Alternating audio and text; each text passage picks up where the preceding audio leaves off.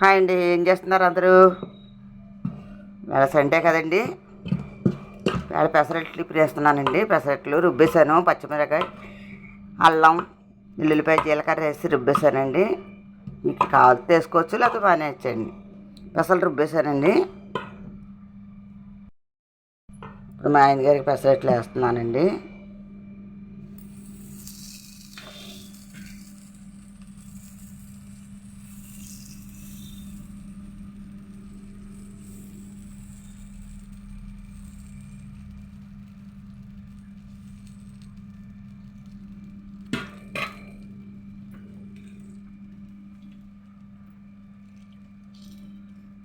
అన్నీ వేసి రుబ్బేసుకున్నాం కదండి. పచ్చిమిరపకాయ, అల్లం అన్నీ వేసి రుబ్బేశాను. అందుకని ఉల్లిపాయ ముక్కలు, జీలకర్ర వేస్తున్నానండి.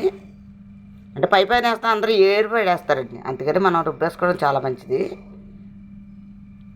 నాకు ఆల్రెడీ నూనె వేస్తాను కదండి. నేను పైన కొద్దిగా నెయ్యి వేసుకొని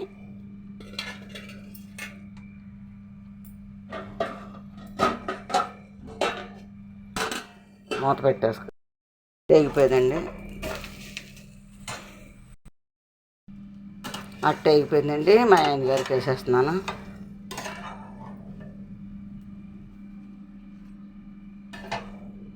అలాగే చట్నీ,